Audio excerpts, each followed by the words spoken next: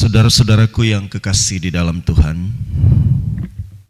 perenungan kita hari ini saya ambil dalam Matius pasal yang ke-26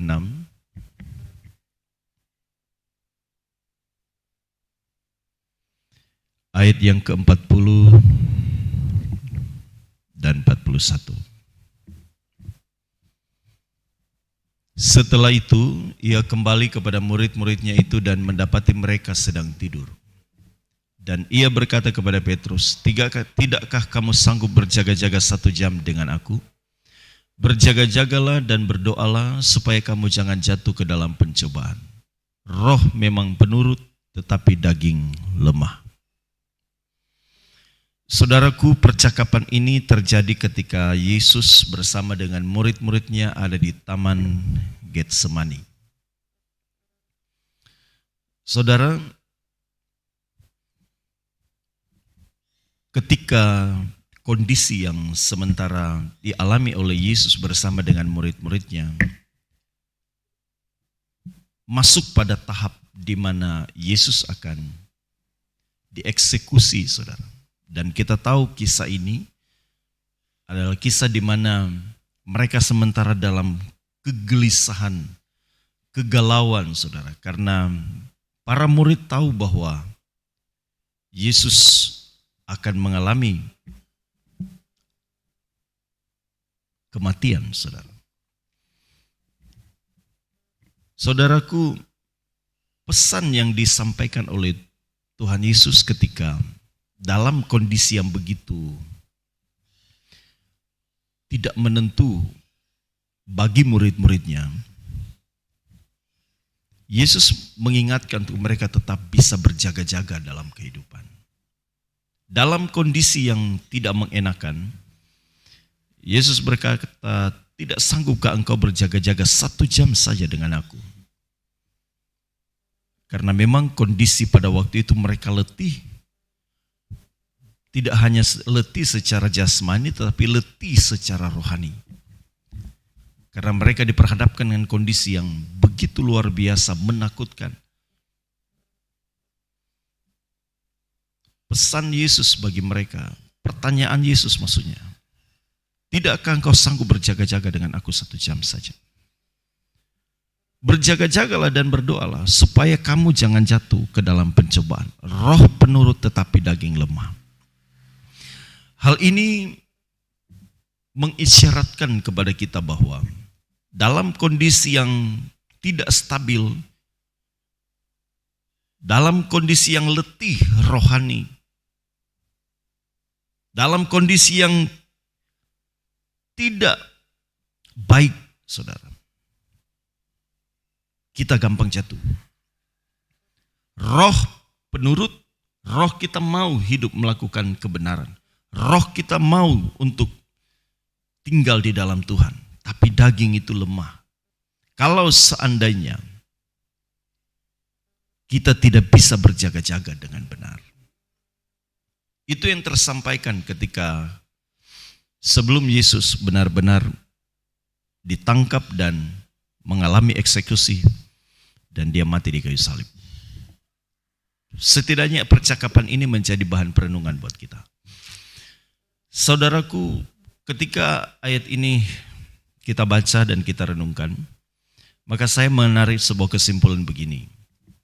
Hari-hari ini juga kehidupan kita adalah kehidupan yang memang tidak bisa tidak kita mengalami begitu banyak kegelisahan, saudara. Roh kita bisa letih dengan keadaan-keadaan hari-hari ini. Karena kita mungkin saya banyak pergumulan, saudara, banyak masalah, baik dalam keluarga, pelayanan. Bahkan kondisi kita mungkin tidak stabil dalam pengiringan kita dengan Tuhan.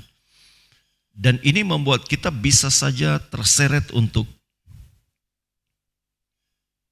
tiba-tiba kita mengikuti kata hati kita sendiri. Artinya kedagingan kita bisa muncul dan kita bisa terpeleset dan jatuh. Perjalanan bangsa Israel sebenarnya bukan perjalanan yang tidak disertai oleh Tuhan. Mereka mengalami keletihan yang begitu luar biasa. Perjalanan yang begitu menguras tenaga. 40 tahun di padang gurun. Dan sebenarnya kalau mereka melihat dari kacamata rohani, perjalanan itu seharusnya, pergumulan itu maksudnya, pergumulan di padang gurun itu seharusnya menjadi pembuktian bahwa mereka itu mengasihi Allah. Bahwa mereka itu tahan uji. Tetapi yang terjadi sebaliknya, saudara. Banyak di antara umat-umat atau bangsa Israel dalam perjalanan itu, mereka lebih condong untuk memperhatikan dirinya sendiri, kepuasan dirinya sendiri, dibanding memperhatikan perintah Allah dan kepuasan Allah.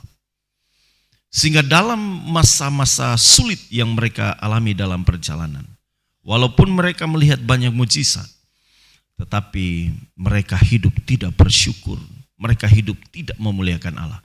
Dan berapa banyak yang mati di padang gurun, hanya karena, bukan karena Allah tidak menyertai, karena kehidupan mereka yang tidak mempercayai Allah sungguh-sungguh.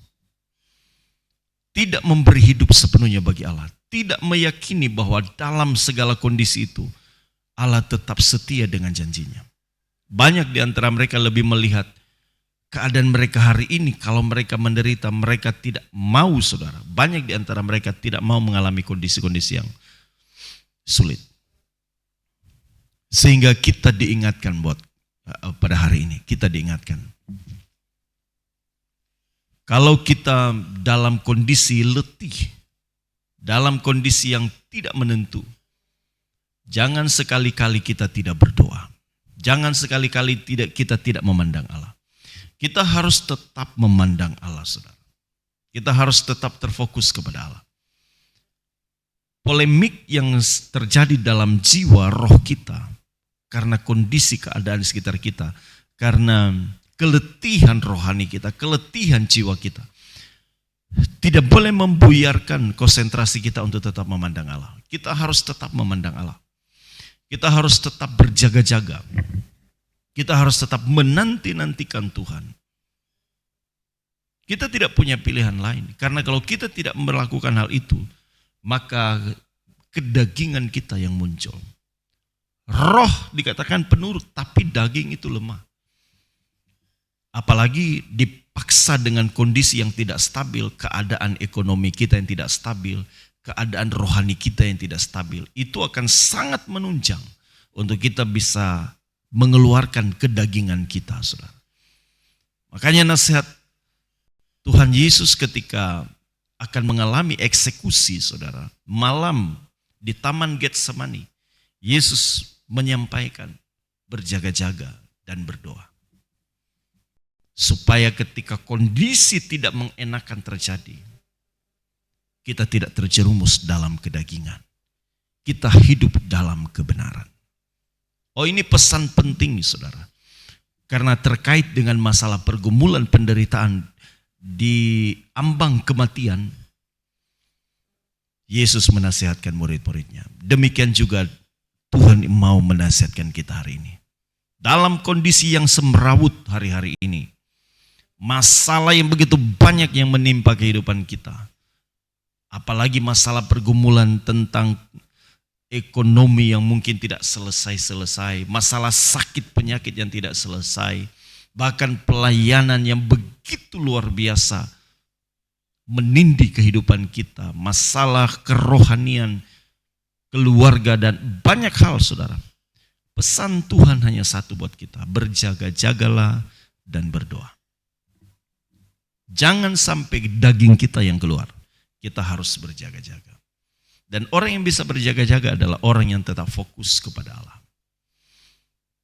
Maka tetaplah stabil, jaga hati kita, jaga kehidupan kita.